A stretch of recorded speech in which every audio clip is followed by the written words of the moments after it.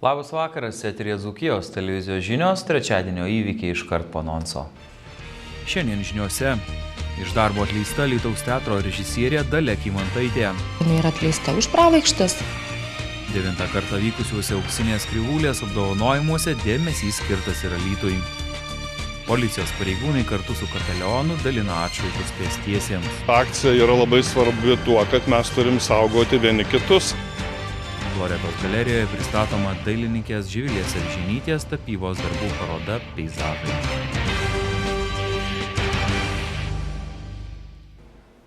Iš darbo atleista Alytaus teatro režisierė Dalia Kymantaitė. Teatro vadovai sako, jog režisierė po atostogų neatvyko į darbą ir atleista už pravaikštas. Darbe nesirodo režisierės sutuoktinis, teatro kūrybinės veiklos vadovas Arvydas Kinderis. Mat serga. Atleidimą režisierė ketina skųsti. Išsamūs komentarai reportaže po akimirkos. Dar Liepos mėnesį viešai pasklido žinia, jog iš Alytaus teatro traukėsi po ketvirtį amžiaus išdirbę teatro meno vadovas Arvydas Kinderis ir režisierė Dalia Kymantaitė. Tiesa, pastarosios pareigybė pagal naują įstaigos struktūrą panaikinta. Vis tik ji neparašė prašymo atleisti iš darbo, po atostogų nesugrįžo į darbą ir teatro direktorė ją atleido už pravaikštas. Dalia Kymantaitė tiesiog nesugrįžo iš atostogų, tiesiog neatėjo į darbą, dėl to buvo užfiksuoti darbo drausmės pažeidimai, užfiksuotos pravaikštos.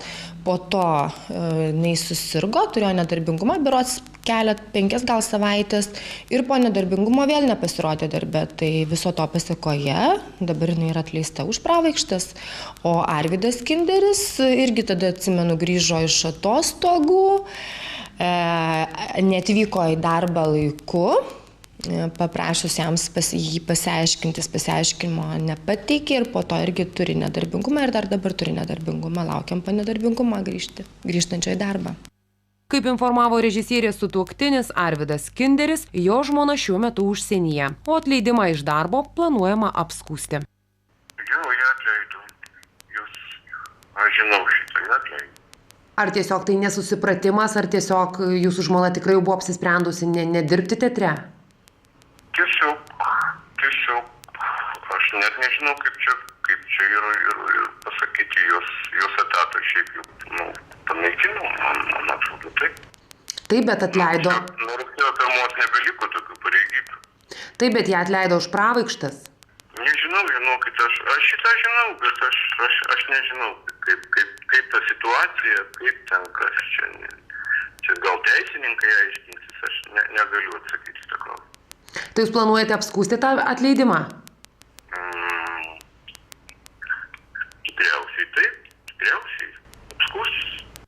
Beje, po atostogų į darbą negrįžo ir kūrybinės veiklos vadovas Arvydas Kinderis. Jis šiuo metu serga, turi nedarbingumo lapelį. Bet ar, sakykime, planuojate sugrįžti? Viskas priklausys nuo to, kaip aš jaučiuosi. Jūs šiuo metu turite sveikatos problemų, taip? Taip. Teatro vadovė, nepaisant jos ir kūrybinės veiklos vadovo Arvydo Kinderio nesutarimų, laukia jo grįžtant.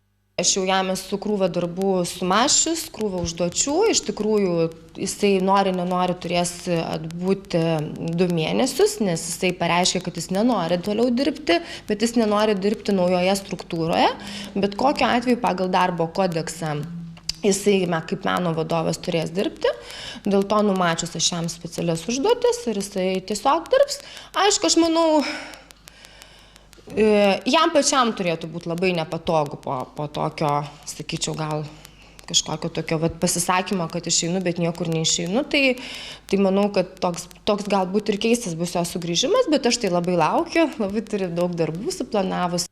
Viena iš pagrindinių priežasčių, dėl kurių po 25 metų Alytaus teatre nenori dirbti Arvydas Kinderis ir jo sutuoktinė režisierė Dalia Kymantaitė, nesutarimai su nauja teatro vadove Laura Radzevičiūte. Jai priekaištaujama dėl begalės biurokratinių raštų, begalinės disciplinos, teatro reorganizacijos.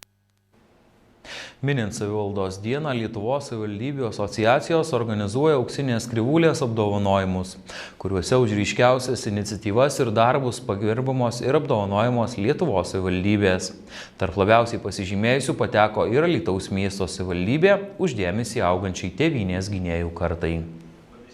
Švenčiant Lietuvos vietos savivaldos dieną jau 9 metus iš eilės auksiniais Krivūlės apdovanojimais už ryškiausias iniciatyvas ir darbus buvo pagerbtos Lietuvos savivaldybės. Tarp labiausiai pasižymėjusių pateko ir Alytaus miestas. Tas įvertinimas, manau, kad yra daug savivaldybių, daug žmonių, o jeigu įvertino mus, kad mes tuo klausimu geriausiai Lietuvoje, 60 savivaldybių, manau, kad tai yra objektyvus geras įvertinimas. Iškilmingos auksinės Krivūlės 2014 ceremonijos metu šalies ministerijų vadovai sveikino laureatus, labiausiai tam tikroje srityje pasižymėjusias savivaldybės, bei įteikė apdovanojimus. Lietuvos savivaldybių asociacijos organizuojamame renginyje svarbiausia Lietuvoje savivaldos srities apdovanojimą Alytaus miesto savivaldybė pelnė už dėmesį augančiai tėvynės gynėjų kartai. Vaikas visų pirma tai ugdoma šeimoje, tuo šventai įsitikinęs, bet kita pusė vaikas po tam tikro išeina į darželį, išeina į mokyklą ir kuo anksčiau mes jį pradėsim. Nes žmogus vis tiek, aš manau, susiformuoja kokią merginos tikriausiai anksčiau. Vyrukai biški gali vėliau susitupė, kai aš juokauju.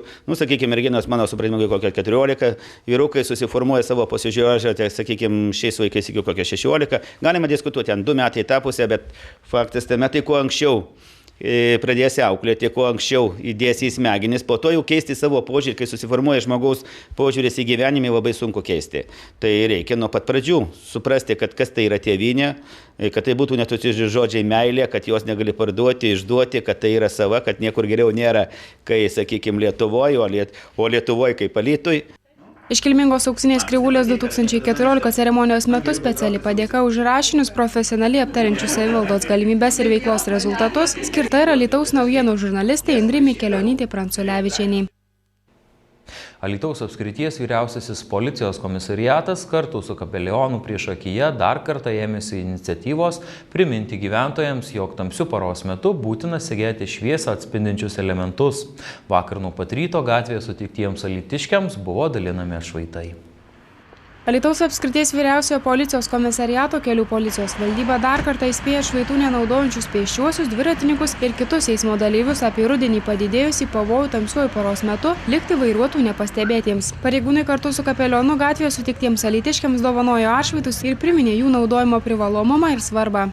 Dienos metu tai yra svarbu irgi, bet tamsos metu, kada važiuoja mašinos ir nemato, gali labai smarkiai nukentėti. Ne tik tai vaikai, bet ir suaugę. Nes matomumas yra prastas, gatvės nepasakyčiau, kad gerai apšviestos pas mus. Tikrai. Ar jūs pati visą laiką dėvite atšvaitus? Visada. Niekada neišeinu be atšvaisto, nei dieną, nei vakare. Aš manau, ta akcija yra labai svarbi tuo, kad mes turim saugoti vieni kitus. Kiekvienas žmogus, eidamas gatvėje arba per pėsčiųjų perėją, turėtų turėti atšvaitą, bet dažnas galvoja, kad jį turi saugoti kiti, bet ne aš pats turiu saugoti savo gyvybę. Tai yra labai svarbu, ypatingai šiuo metu rudens, kai vėlyvi vakarai, kai dviratininkus dar kartais matom važiuojant ar pėsčiosius einant, jie yra nematomi. Ir tas žmogus įsivaizduoja, kad jį mato, bet jo nieks nemato, aš pats vairuoju automobilį ir tokiu atveju gali pamatyti žmogų prieš metrą, kada gali būti jau vėlu. Tai aš manau, atšvaitas yra tikrai labai svarbus dalykas, nes jis atspindi šviesą, kad yra atvažiuojančio vairuotojo šviesa ir iš karto tas žmogus pasidaro matomas. Tai yra labai svarbu saugoti savo gyvybę. Atšvaitų dalinimo akcija organizuojama jau ne pirmą kartą. Net ir man dirbant eilę metų ir kapelionu ir įvairiuose parapijose mes tūkstančius išdalinom atšvaitų, tūkstančius. Ne tik atšvaitų, ir ant rankos, ir cegeliukų tokių, ir meškučių, ir kiškučių. Aš nežinau, žmonės, man atrodo, dar iki šio laiko vis tiek nesuvokia, kad tai yra svarbus elementas einant, dalyvaujant pėsčiųjų arba eismo vietoj. Ar tai jis pėstysis, ar koks kitas dalyvis. Jis turi saugoti save, viskas susiveda į mūsų gyvybės brangumą. Mūsų gyvybė yra brangu ir mes ją turim patys saugoti ir net kitiem patarti, aš galvoju. Kapeliono teigimu, patys gyventojai privalo pasirūpinti savo saugumu, turėti ir segėti kitiems eismo dalyviams matomus atšvaitus ar dėvėti drabužius su šviesą atspindinčiais elementais. Vienas dalykas, kad jie tikrai labai pigus, antras dalykas, policija jų ir kelių direkcija labai daug išdalina ir šitą, aš manau, kad tos akcijos yra tik tiek reikalingos, kad primenam. Tai kažką tai čia daug nepadarai, bet tu žmogui primeni, gal iš 15 kažkiek sureaguos, paklausys ir vis dėlto užsidės atšvaitą, tai mes išgelbėsim gyvybę. Kelių eismo taisyklių reikalavimai pėstiesiems, dviratininkams ir vadeliotojams naudoti atšvaitus, dėvėti liemenes arba drabužius su šviesą atspindinčiais elementais yra nerekomenduojama pobūdžio, bet privalomi. Dailininkė Šiezno pristato savo tapybos darbų parodą Loretos galerijoje. Parodoje eksponuojami menininkės peizažai. Loretos galerijoje pristatoma dailininkės Živilės Avižienytės tapybos darbų paroda peizažai. Kūrybai tapytoją inspiruoja gamta, kelionės. Menininkės darbų stilius minimalistinis ir abstraktus, sako parodos kuratorė Loreta Mankevičienė. Živilė Avižienytė gamtos peizažus perteikia spalvų, daugiausiai pastelinių pagalba, taip palikdama erdvės improvizuoti pačiam žiūrovui. Jos pasirinktas tyrinėjimo objektas peizažas. Mūsų lietuviškas peizažas yra turtingas savo spalvomis, kurias dovanoja skirtingi metų laikai. Autorė pasirinko abstrakčią formą, kai kada paliekant tik keletą numatomų peizažo fragmentų ir spalvą. Ir abstrakti forma įleidžia pabėgti nuo realios tikrovės. Peizažą paslėpti po neatpažįstamumo šydų ir duoti vaizduotę mūsų protui. Spalva jos kūriniuose padeda sukurti slypinčią nuotaiką. Dailininkės Živilės Avižienytės tapybos darbų parodą Loretos galerijoje apžiūrėti bus galima iki spalio mėnesio pabaigos. Apie praėjusios paros kriminalinius įvykius tradiciškai informuos kolega Alius Mikelionis. Antradienio parą Alytaus apskrities policijos komisariatuose pradėta tirti 11 nusikalstamų veikų, išaiškinti 43 kelių eismo taisyklių pažeidėjai. Vakar Prienų rajone automobilis partrenkė ir sužalojo mažametį. Nelaimė įvyko apie 16 valandą. Kai staiga į gatvę nepėsčiųjų perėjoje išbėgo mažametis. Balbieriškio miesto gyventojo vairuojamas Fiat markės automobilis partrenkė pėsčiąjį. Vaikas dėl patirtų sužalojimų išvežtas į Lietuvos sveikatos mokslų universiteto ligoninės Kauno klinikas. Vakar Alytaus policininkai apie 22 valandą jaunimo parke patikrino 26 metų vyriškį. Apžiūros metu jos striukės kišenėje rastas plastikinis maišelis su galimai narkotinė ar psichotropinė medžiaga. Vyriškis pristatytas į policijos komisariatą, o dėl šio įvykio pradėtas ir ikiteisminis tyrimas. Tiek naujienų šiandien. Po žinių žiūrėkite laidą Pozicija, kurioje svečiuosis ir apie svarbiausią šio meto aktualijas kalbės Seimo narys Raimundas Markauskas. Gero vakaro su mūsų kanalu. Orų rubriką remia Sumani TV, naujos kartos Seagates televizija. Labas vakaras, eterė sinoptikų prognozės. Antradienį ir trečiadienį Lietuvą lankė storesni drėgmės pritvinkę debesys. Protarpiais lijo lietus. Ketvirtadienį taip pat nebus sausa, daug kur trumpai palis, pūs nestiprus rytų vėjas, 1,6 m per sekundę greičiu. Temperatūra dar šiek tiek pažemės. Artimiausią naktį Alytuje bus 6, Kaune ir Klaipėdoje 5, Vilniuje 4 laipsniai šilumos. Ketvirtadienio dieną Alytuje termometro stulpelis pakils iki 12, Kaune iki 8, Vilniuje iki 9, Klaipėdoje iki 10 laipsnių aukščiau 0.